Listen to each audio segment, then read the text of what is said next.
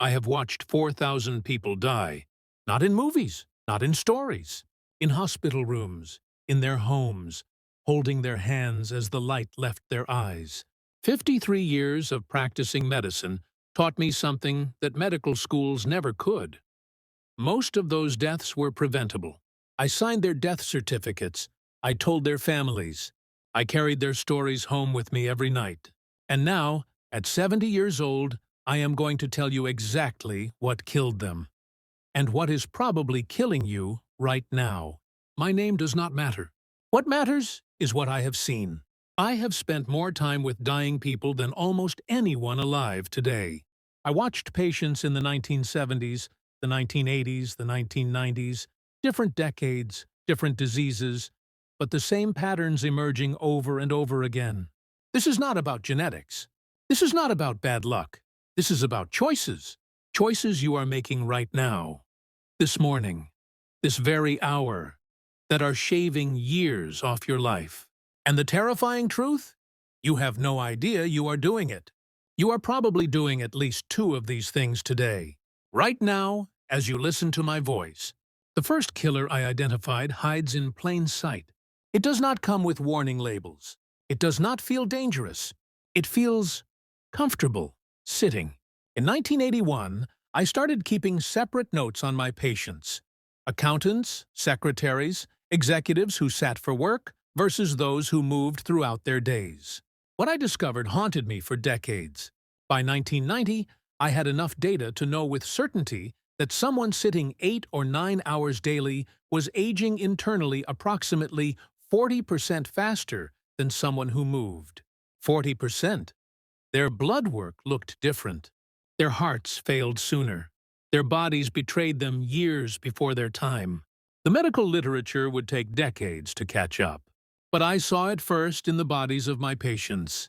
I had a patient, a retired judge, a brilliant man, disciplined, respected. He exercised every morning for 45 minutes religiously, never missed a day. He believed he was safe. He told me his morning workouts would protect him from anything. But after those 45 minutes, he sat. 10, 11 hours of complete stillness. He was dead at 71, a stroke. His morning exercise could not protect him from his afternoon stillness. The body does not store movement like a savings account. It demands constant small payments. Every hour. Every day. He thought he was doing everything right. He was wrong, and it cost him his life. Here is what happens when you sit. Your circulation slows. Blood pools in your legs like water in a stagnant pond. Your lymphatic system, which depends entirely on movement to function, stagnates. Toxins that should be flushed away begin to accumulate in your tissues. Your muscles begin to atrophy within days. Not weeks, not months. Days of reduced use. And after age 60, this process accelerates dramatically. Your body loses the resilience it had at 40. It loses its ability to forgive your neglect. The solution is not complicated. Move every hour, stand up, walk to another room. Do something that requires your legs. I have done this since 1974. I set a timer. Every 50 minutes, I get up. I am 70 years old, and I still set that timer. The second pattern I identified was sleep, but not the way you think. I cannot tell you how many patients told me they only needed 5 or 6 hours. They said it with pride, like it was a badge of honor, a sign of strength and discipline. It was a sign of delusion. Your brain requires 7 to 8 hours to complete its repair cycles. During deep sleep, your glymphatic system flushes out metabolic waste, including the proteins associated with cognitive decline and dementia. When you consistently cut your sleep short, you are allowing these toxins to accumulate. Night after night after night, year after year after year. I watched patients who slept poorly develop memory problems a full decade earlier than those who slept well. The correlation was so strong, I could almost predict who would start declining, based on nothing more than their sleep habits in their 60s. And here is something the research is only now confirming, something I observed for 40 years in my practice. Broken sleep is worse than short sleep. Waking up 4 or 5 times per night, even briefly, prevents you from reaching the deep stages where true restoration happens. Many of my patients did not even know they were waking. Their spouses knew. They heard the gasps, the movements, the restless turning in the darkness. But the patients themselves had no idea their sleep was fractured. If you wake up tired after 8 hours in bed, something is wrong. Your body is trying to tell you that sleep is happening, but healing is not. This invisible thief is stealing years from your life, while you believe you are resting peacefully. The third thing that kills people after 60 is loneliness. I know this sounds soft, like something from a greeting card or a self-help book. It is not. Loneliness triggers a chronic stress response in your body. Your cortisol remains elevated around the clock. Your immune function decreases measurably. Your inflammation markers rise as if you were fighting an invisible infection that never ends. I had patients who were otherwise healthy but lived alone with no meaningful connections. They deteriorated faster, measurably, clinically faster, than patients with serious chronic conditions who had strong social bonds. The data on this is overwhelming now, but I saw it clinically for decades before the research caught up. Humans are not designed to be isolated. After 60, when spouses die, when friends disappear, when the world shrinks around you, you must fight isolation actively. Join something, call someone. Do not let weeks pass without a real conversation. Your life literally depends on it. The fourth pattern involves food, and this one makes me angry. Deeply, personally angry. Because the advice my profession gave for 40 years was wrong. We told people to eat low-fat. We told them whole grains were healthy. We told them orange juice was good for them.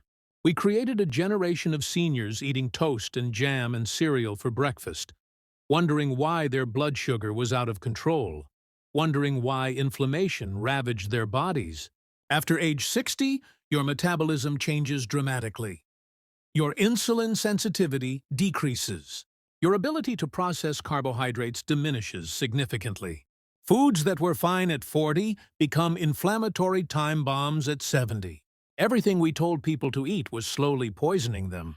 I changed my own diet at 65 when I started seeing the patterns clearly in my own blood work. I eliminated most processed carbohydrates. I increased healthy fats. I focused on vegetables and protein. My inflammatory markers dropped within 3 months, measurably, dramatically. I recommended the same changes to every patient who would listen. Most would not. They trusted the old advice. They trusted the food pyramid that hung in every doctor's office. They trusted the orange juice commercials. They trusted what their mothers had taught them. Many of them are gone now. They chose comfort over change. They chose tradition over truth. And they paid for that choice with years, sometimes decades, of life they will never have. The fifth thing is chronic worry. This one is subtle because it does not look like a health problem. It looks like a personality trait. It looks like being responsible, being prepared, being aware of the world around you. But constant low-level anxiety keeps your stress hormones elevated in a way that damages every system in your body over time. I had patients who were retired, financially comfortable, surrounded by family who loved them deeply. And they still spent hours every day worrying about things they could not control. The news, the economy, their adult children's choices, their grandchildren's futures. Their bodies aged faster. Their sleep was worse. Their immune systems were compromised. Learning to let go of what you cannot control is not just good psychology. It is survival. I want to tell you something about my wife. Her name was Margaret. She died 8 years ago. We were married for 41 years. She was brilliant, loving, the center of my world for 4 decades. And she did not follow any of this advice. She sat constantly because her knees hurt, and she refused to address them. She slept poorly and would not see a specialist about it. She ate the way her mother taught her. Bread and sweets and low-fat everything. She worried about our children and grandchildren every single day, without exception. She died at 62. You might think 62 is not that young. I watched her decline for 10 years before that final day. I watched her lose her mobility first, then her sharpness, then her independence. Those final years were not a gift. They were a slow diminishment, a gradual erasure of the woman I had loved for more than half my life. She could have had another 2 decades of real life, another 20 years of walking with me in the mornings, talking with me in the evenings, being fully present with our grandchildren. She chose not to change, and I held her hand as she left, knowing with absolute certainty that it did not have to end that way. Not that early, not like that. I am 70 years old. I live alone now. I cook my own meals every day. I walk every morning and every evening. I read books that challenge my mind. I call my children and grandchildren and listen to their lives. I sleep 7.5 hours every night, without exception. I have buried my wife. I have buried too many patients whose faces I still remember. I am still here. I am not special. I am not lucky. I was not blessed with superior genes or divine protection. I made choices, different choices than most of the people I have lost. And those choices kept me standing, while others fell around me year after year. You are making choices right now. Today, this hour, this very minute as you listen to my words, and I am telling you from 53 years of watching people die that those choices matter more than you want to believe, more than you are comfortable admitting. You do not have to change everything at once. Pick one thing, the sitting, or the sleep, or the isolation, or the food, or the worry. Fix one, and the others become easier. Each small victory creates momentum for the next. You are still here. You are still breathing. You still have time that so many others no longer have. The question is not whether you will die. We all will. That is the one certainty of human existence. The question is, how will you live until then? What will you do with the time you have left? What are you going to do about it?